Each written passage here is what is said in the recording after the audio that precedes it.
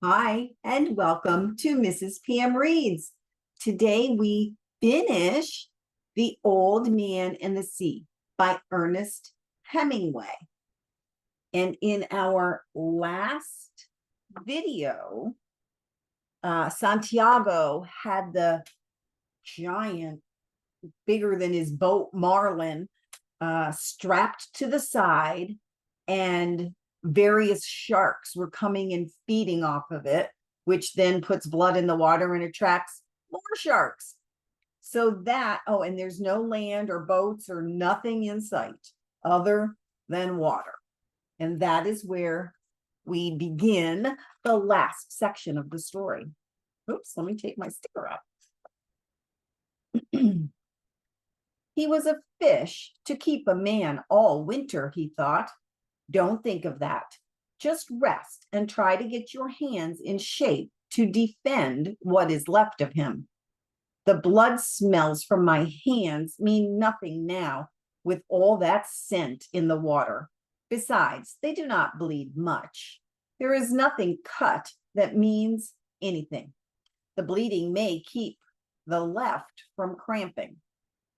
What can I think of now? He thought. Nothing. I must think of nothing and wait for the next ones. I wish it had really been a dream, he thought, but who knows? It might have turned out well. The next shark that came was a single shovel nose. He came like a pig to the trough, if a pig had a mouth so wide that you could put your head in it. The old man let him hit the fish and then drove the knife on the oar down into his brain. But the shark jerked backwards as he rolled, and the knife blade snapped. We knew that had to happen, right? The old man settled himself to steer. He did not even watch the big shark sinking slowly in the water, showing first life size, then small, then tiny. That always fascinated the old man, but he did not even watch it now. I have the gaff now, he said, but it will do no good. I have the 2 oars and the tiller and the short club. Now they have beaten me, he thought. I am too old to club sharks to death, but I will try it as long as I have the oars and the short club and the tiller. He put his hands in the water again to soak them. It was getting late in the afternoon, and he saw nothing but the sea and the sky. There was more wind in the sky than there had been, and soon he hoped he would see land. You're tired, old man, he said. You're tired inside. The sharks did not hit him again until just before sunset. The old man saw the brown fins coming along the wide trail the fish must make in the water. They were not even quartering on the scent. They were headed straight for the skiff, swimming side by side. He jammed the tiller, made the sheet fast, and reached under the stern for the club. It was an oar handle from a broken oar, sawed off to about 2.5 feet in length. He could only use it effectively with one hand because of the grip of the handle, and he took good hold of it with his right hand, flexing his hand on it as he watched the sharks come. They were both galanos, Galanos, galanos. I must let the first one get a good hold and hit him on the point of the nose or straight across the top of the head, he thought.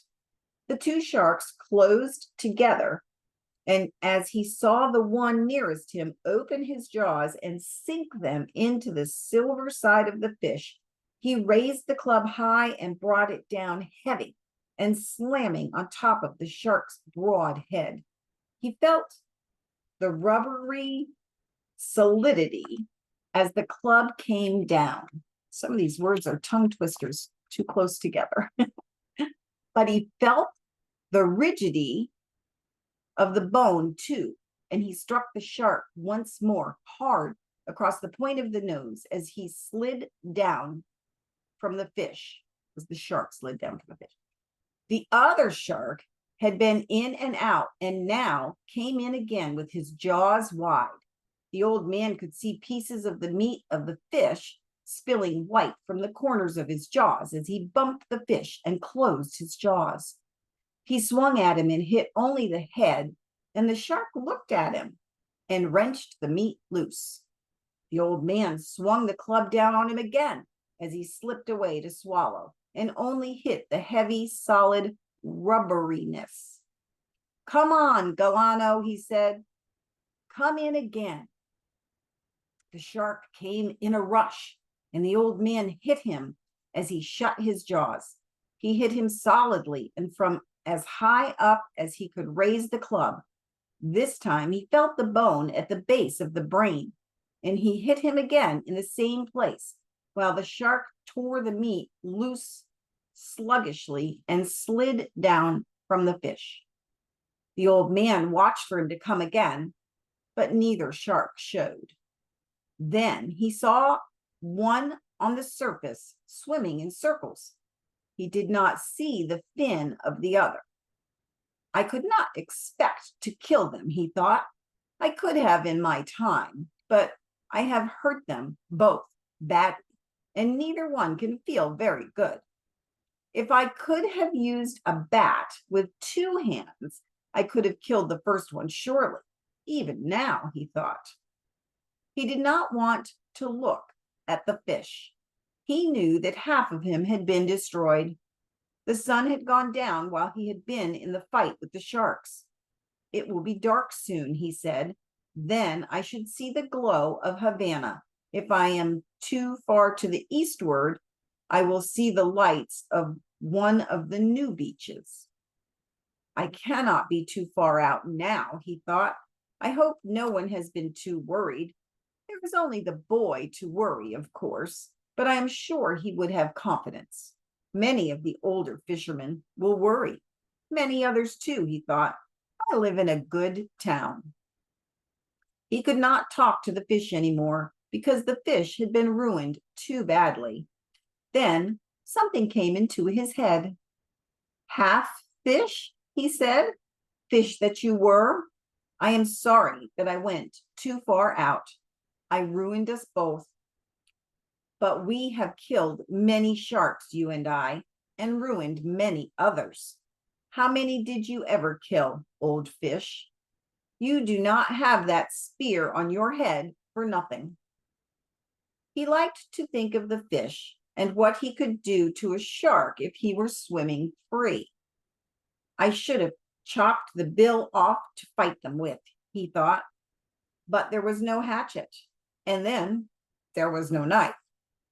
"But if I had, I could have lashed it to an oar butt. What a weapon! Then we might have fought them together. What will you do now if they come in the night? What can you do?" "Fight them," he said. "I'll fight them until I die."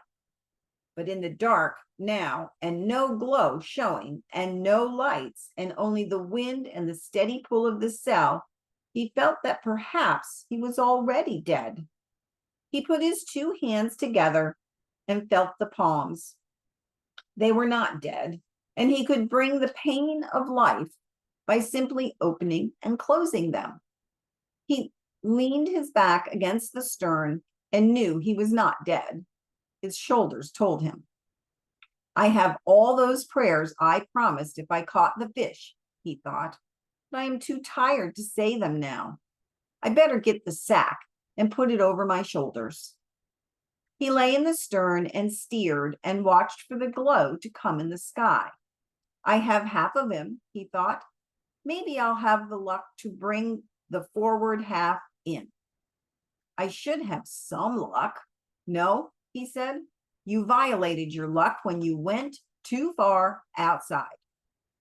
"Don't be silly," he said aloud, "and keep awake and steer. You may have much luck yet." "I'd like to buy some if there's any place they sell it," he said. What could I buy it with? He asked himself. Could I buy it with a lost harpoon and a broken knife and 2 bad hands? You might, he said, You tried to buy it with 84 days at sea. They nearly sold it to you, too. I must not think nonsense, he thought. Luck is a thing that comes in many forms, and who can recognize her? I would take some, though, in any form, and pay what they asked. I wish I could see the glow from the lights, he thought. I wished too many things, but that is the thing I wish for now. He tried to settle more comfortably to steer, and from his pain he knew he was not dead. He saw the reflected glare of the lights of the city at what must have been around 10 o'clock at night. They were only perceptible at first, as the light is in the sky before the moon rises.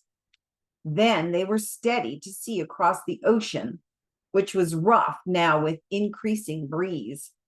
He steered inside the glow, and he thought that now, soon, he must hit the edge of the stream. Now it is over, he thought.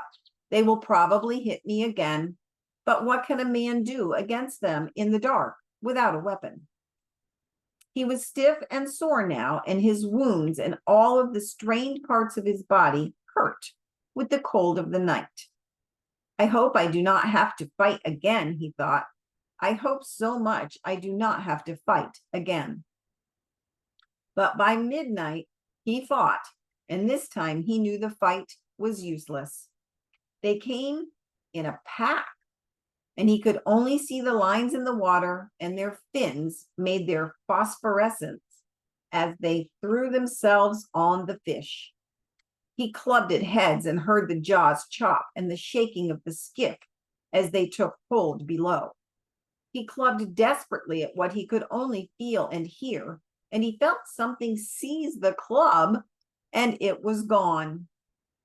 He jerked the tiller free from the rudder and beat and chopped with it, holding it with both hands and driving it down again and again.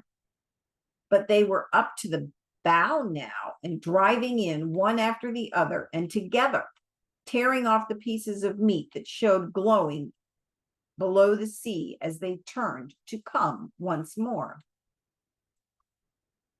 One came, finally, against the head itself, and he knew that it was over. He swung the tiller across the shark's head where the jaws were caught in the heaviness of the fish's head, which would not tear. He swung it once and twice and again. He heard the tiller break, and he lunged at the shark with the splintered butt. He felt it go in, and knowing it was sharp, he drove it in again. The shark let go and rolled away. That was the last shark of the pack that came. There was nothing more for them to eat. The old man could hardly breathe now, and he felt a strange taste in his mouth. It was coppery and sweet, and he was afraid of it for a moment, but there was not much of it.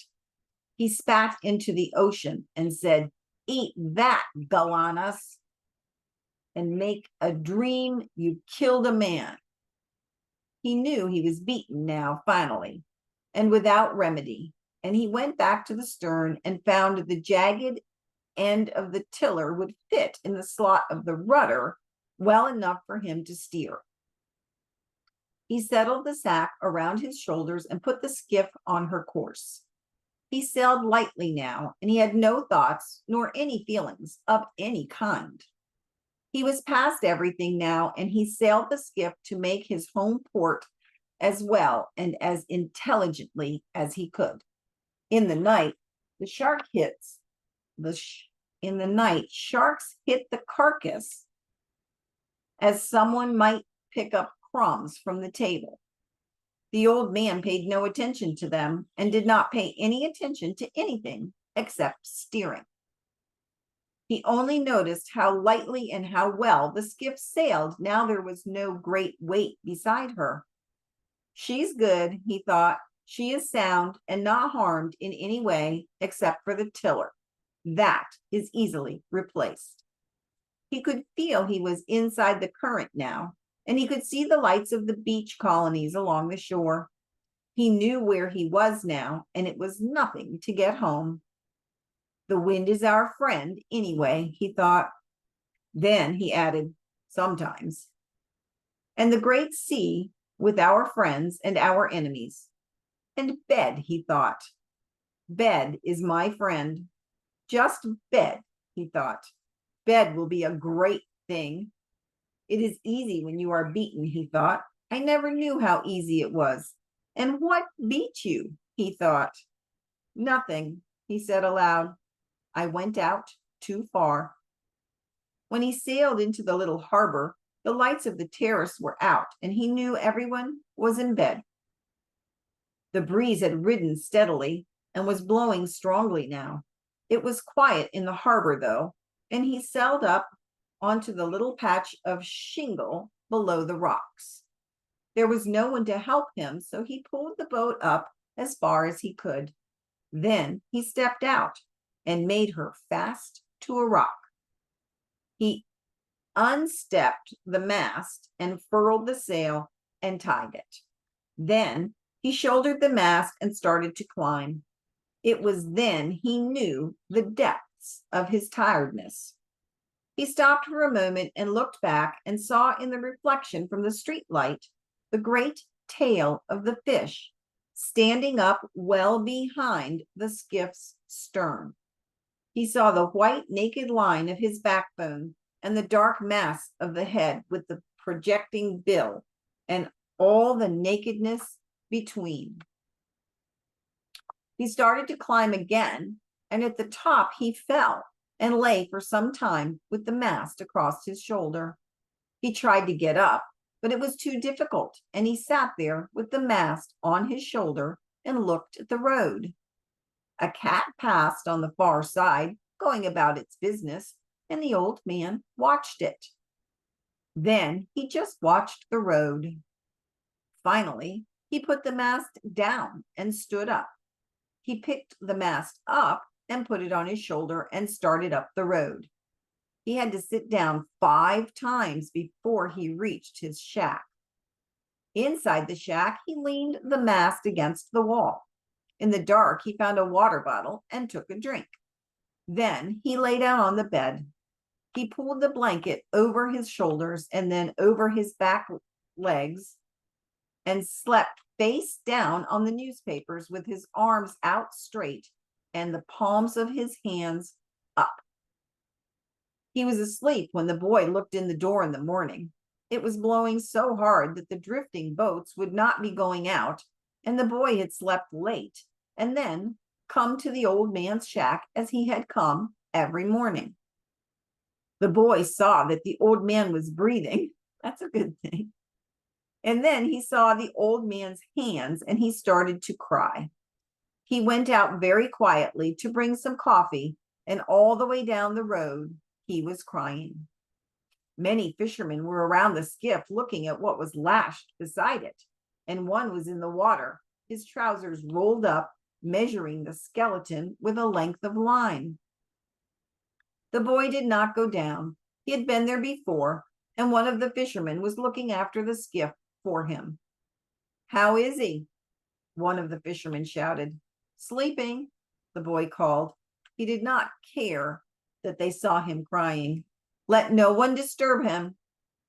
He was 18 feet from nose to tail, the fisherman who was measuring called him. I believe it, the boy said.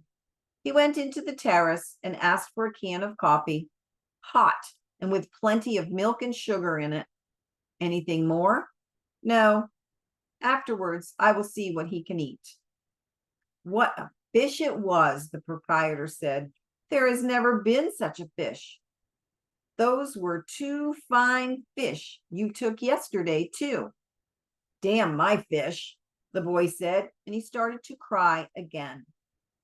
Do you want a drink of any kind? The proprietor asked. No, the boy said. Tell them not to bother Santiago. I'll be back. Tell him how sorry I am. Thanks, the boy said. The boy carried the hot coffee can up to the old man's shack and sat by him until he woke.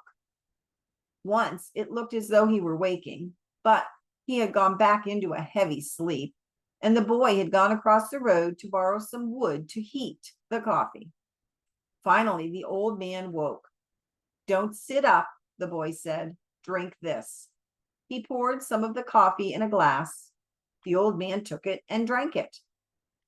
"They beat me, Manolin," he said. "They truly beat me." "He didn't beat you, not the fish." "No, truly, it was afterwards." "Pedrico is looking after the skiff and the gear. What do you want done with the head?" "Let Pedrico chop it up to use it in fish traps." "And the spear?" "You keep it if you want." "I want it," the boy said. "Now we must make our plans about the other things." "Did they search for me?" "Of course, with Coast Guard and with planes." "The ocean is very big and a skiff is small and hard to see," the old man said. He noticed how pleasant it was to have someone to talk to instead of speaking only to himself and to the sea. "I missed you," he said. "What did you catch?" "One the first day, one the second, and two the third." "Very good. Now we fish together again." "No, I am not lucky. I am not lucky anymore." "The hell with luck," the boy said. "I'll bring the luck with me." "What will your family say?" "I do not care. I caught two yesterday, but we will fish together now, for I still have much to learn. We must get a good killing lance and always have it aboard. You can make the blade from a spring leaf from an old Ford. We can grind it in Guanabaco, maybe? Guanabacoa. It should be sharp and not tempered, so it will break. Not tempered, so it will break. My knife broke. I'll get another knife and have the spring ground. How many days of heavy brisa have we? Maybe 3, maybe more. I will have everything in order, the boy said. Get your hands well, old man. I know how to care for them. In the night, I spat something strange and felt something in my chest was broken. Get that well, too, the boy said. Lie down, old man, and I will bring you your clean shirt and something to eat. Bring any of the papers of the time that I was gone, the old man said. You must get well fast, for there is much that I can learn, and you can teach me everything. How much did you suffer? Plenty, the old man said. I'll bring the food and the papers, the boy said. Rest well, old man. I will bring stuff from the drugstore for your hands. Don't forget to tell Pedrico the head is his. No, I will remember. As the boy went out the door and down the worn coral rock road, he was crying again. That afternoon, there was a party of tourists at the terrace, and looking down in the water among the empty beer cans and dead barracudas, a woman saw a great long white spine with a huge tail at the end that lifted and swung with the tide, while the east wind blew a heavy, steady sea outside the entrance to the harbor. What's that? She asked a waiter and pointed to the long backbone of the great fish that was now just garbage waiting to go out with the tide. Tiburon, the waiter said, e-shark. He was meaning to explain what had happened. I didn't know sharks had such handsome, beautifully formed tails. I didn't either, said her male companion. Up the road, in his shack, the old man was sleeping again. He was still sleeping on his face, and the boy was sitting by him, watching him. The old man was dreaming about lions. The end. Well, that was an interesting story. I learned a lot about deep sea fishing and the big fish. And yeah, that was an interesting story. It was a story by request, which I was happy to be able to fulfill. And I will drop, I think it's 7 videos, but I'll drop them all the same day. So the book will be available, the entire book, on one day. It'll be there, the whole thing, in 7 videos. So you can watch it in little bits, or you can just keep going and watch it all along. Anyway, if you have yet to do so, please subscribe to the channel. And when you do, you want to hit that little bell tab, and then you'll get an update every time a video posts. All right, you guys, you'll have to come back and see what our next story is. I hope you have a wonderful day, and I will see you next time. Bye.